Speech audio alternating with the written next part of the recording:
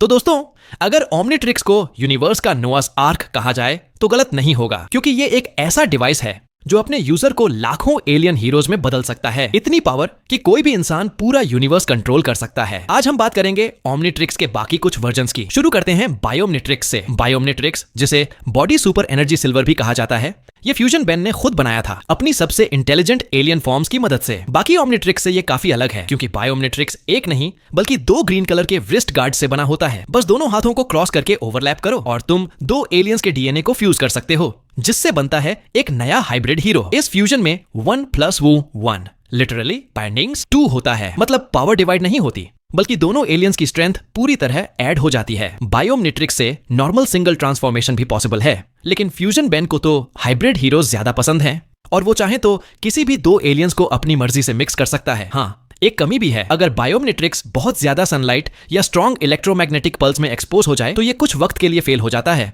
और ट्रांसफॉर्मेशन बंद हो जाता है। अब बात करते हैं ऑटोमेट्रिक्स की, जिसे अल्टीमेट वॉच या थर्ड वॉच भी कहा जाता है। ये वही वॉच है जो बेन को उसकी प्राइम ओमनिट्रिक्स और इवोल्यूशन वर्जन के बाद मिली थी। देखने में ये एक एडवांस्ड आर्म गॉन्टलेट जैसी लगती है। इसका पहला अपीयरेंस हुआ था गैल्वन ग्रह के एक सीक्रेट लैब में, जहां आजमुथ ने कई सालों तक इसके कोर पर रिसर्च की। लेकिन ये डिवाइस बहुत अनस्टेबल थी, इसलिए इसे लंबे समय तक लैब में सील रखा गया, जब तक कि अल्बेडो ने इसे चुरा नहीं लिया। अल्बेडो ने इसके कोर को टेम्पररी स्टेबल किया और उसमें अल्टीमेट एवोल्यूशन मोड ऐड कर दिया, जिससे इसकी पावर ओमनिट्रिक्स से भी कहीं ज्यादा हो गई। लेकिन दिक्कत यह थी कि ओमनिट्रिक्स और ऑटोमेट्रिक्स का डीएनए बैंक एक जैसा था, इसलिए अल्बेडो ने जब पहली बार ट्रांसफॉर्म किया तो वो हमेशा के लिए अपनी गलवैन फॉर्म खो बैठा। ऑटोमेट्रिक्स यूज करते वक्त अगर बेन अपने सीने पर बने सिंबल को फिर से प्रेस करता तो वो उसी एलियन का अल्टीमेट फॉर्म एक्टिवेट कर सकता था, जिसकी अटैक पावर नॉर्मल फॉर्म्स से कई गुना ज्यादा होती थी। ये अल्टीमेट एवोल्यूशन असल में डीएनए को एक सिम्युलेटेड एनवायरनमेंट में करीब 10 लाख साल तक एडवांस करने की टेक्नोलॉजी थी। जैसे